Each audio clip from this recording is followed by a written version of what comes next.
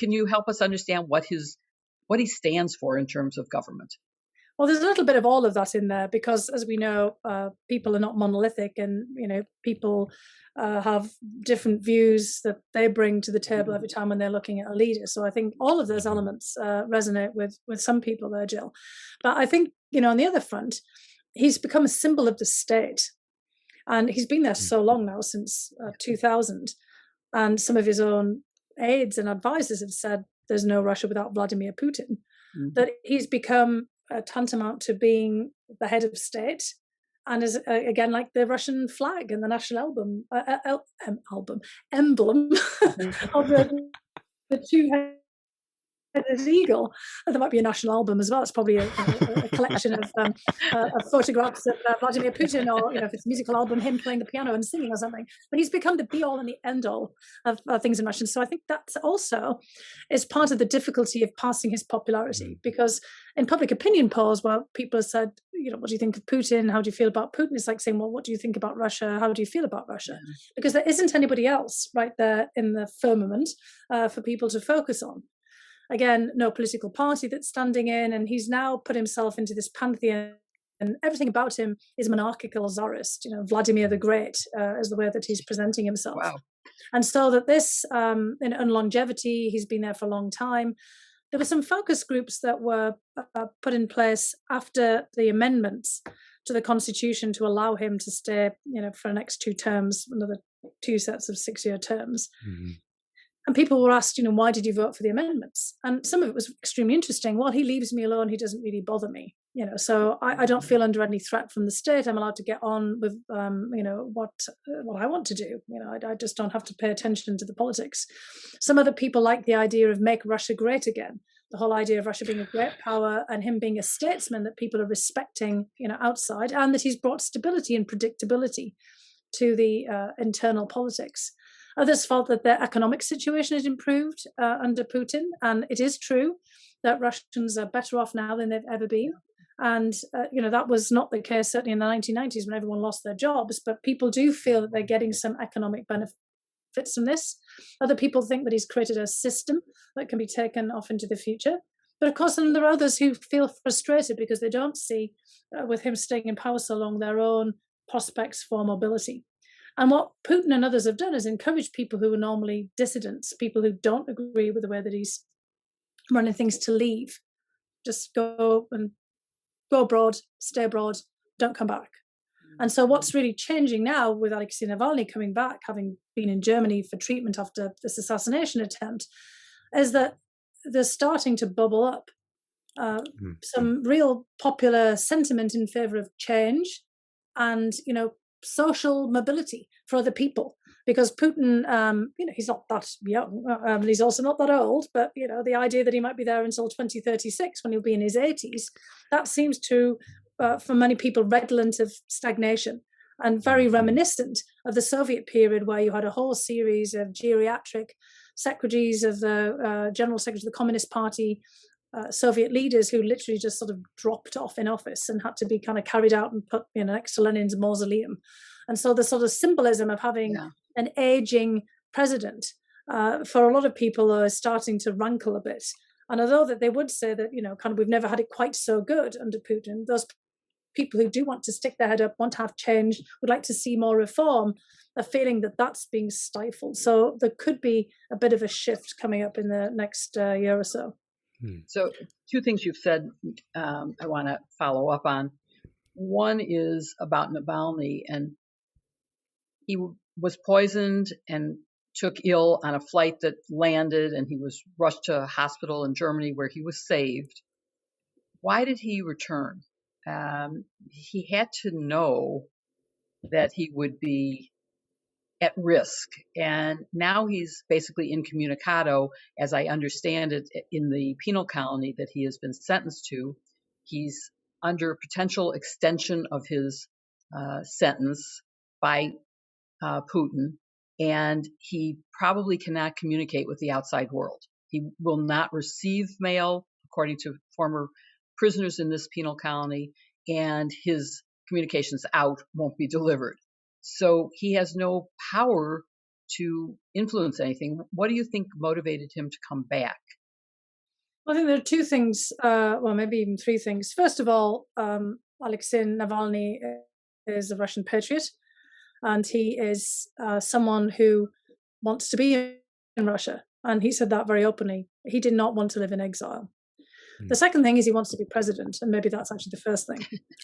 He is willing to actually take on Putin, and it's no good doing that from exile either. You can see what happened to Mikhail Khodorkovsky, who obviously a very different background, originally one of the oligarchs, and at different points even seemed to be the poster child for oligarchs, seemed to be favored by Putin at one point until he wasn't, and then ended up having his assets, the U.S Oil Company, taken away from him, and him also being sent to a penal colony for 10 years, in which he emerged, really pretty scathed from this experience. Yeah. And Khodorkovsky got a lot of respect for actually being willing to subject himself or be subjected to this time in a penal colony, but he left after that and he now lives abroad. Alexei Navalny, could see that you cannot be a leader of the opposition. You can't have aspirations to be Russian president if you're not willing to risk it all. So that's, clearly part of it. And I think the other point is probably more of a gamble, that he could actually still have influence by appearing in Russia, coming back, getting people's attention, because it's an audaciously bold move, because he knows he could be killed in the penal colony, not just silenced and put out of the way for a very long period of time, but that he might inspire this new generation. He's a different generation from Putin. He's only in his 40s, and rather than in his late 60s.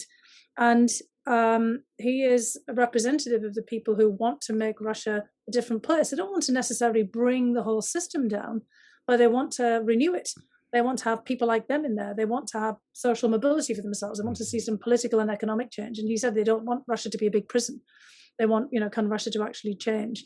And he's really emblematic of many other opposition figures in the past, going all the way back to the Tsarist era, people who wanted to affect change and have Russia change itself. They didn't want to live abroad and have the freedoms of somewhere else. They wanted that in Russia. And that's kind of basically... what Navalny is saying, I could have lived in Germany or anywhere else, but that's not what I want. I want to be president of Russia. I am a Russian and I want to see change. So before I turn it back to Victor for some more questions, it might help probably Victor. We haven't talked about this, but I grew up in an era where I know what the USSR is and how big it was. And actually, I worked for something called the Assembly of Captive European Nations while I was in law school, which was the former leaders of countries that had been taken over and became part of the USSR, who wanted to be and are now again free, Lithuania and Latvia and Romania, etc. So it might help to talk about, when we talk about the former glory of what was then this huge landmass that has been reduced, and then you see things like Crimea happen. That seems to be an important part of what's going on in Russia and how maybe Russians feel. Do you think that's a fair comment? Yeah, I do think that's fair. It would be also, if the United States had fallen apart, and we'd lost a few critical states, for example, which was of course a real threat during the Civil War, and be a threat today given all of our socioeconomic and political divisions that are emerging. But that idea of Putin, he said himself on a couple of occasions that the greatest catastrophe of the 20th century was the collapse of the Russian state, and in fact the state collapsed twice.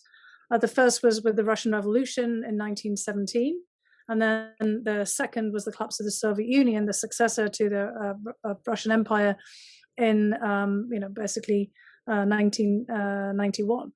So Putin obviously didn't live through both of those, but family members would have done. But his perception then is of this kind of great state, this great empire, this kind of great superpower that then lost its place, and he wants to see Russia regain that and see Russia again as a global player. So that's a very important part of his mind, because he grew up at the kind of peak of Soviet power. And he's probably the kind of golden part of his youth would have been the 1970s, when the Soviet Union, it might have looked like it was sort of stagnating from our perspective, but from inside that was actually seen as a fairly positive period for Russians or Soviets themselves. But Victor, I mean, from someone from your generation of looking at this, like Jill said, I mean, that is a really distant memory. The idea of the Soviet Union, probably seems as distant as the Russian Empire. Does that resonate for you? It definitely does seem distant. And these are the things that I think that we learn in like the history books, but now kind of seeing this play out in real life with Navalny and kind of the Navalny challenge while Putin is kind of still trying to make change is just, it's fascinating for my generation to see this happening in real time and those pro demonstrations for Navalny. So it was definitely a moment for our generation to see that. And kind of just following up on that kind of line of Navalny and what you said about the role of younger generations and how Navalny kind of attracts the younger generation. What was striking to me when I saw like that initial video that went viral, I think it got like 70 or more million views on YouTube. I'm wondering what factor social media and other kind of visually based mediums play in changing the minds of Russians, and specifically what role kind of younger Russians and their use of social media and other kind of platforms play in that. Well, that's a brilliant question, because you're absolutely right. Navalny being from a younger generation, but not the youngest generation, he is basically a master of the digital age. He's really adapted technology to his own use. And he also doesn't really have a political party, but he has a movement, and he has staked out his opposition movement through digital media, social media platforms.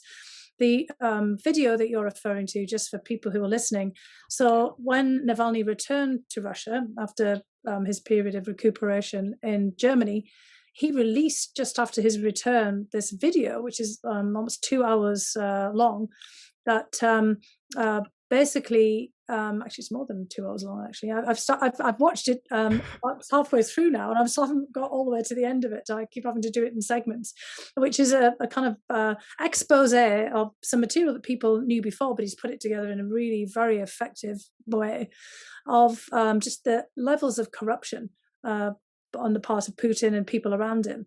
So it's an expose of this massive palace that has been built on the Black Sea coast for Putin, in a place that's quite familiar to lots of Russians.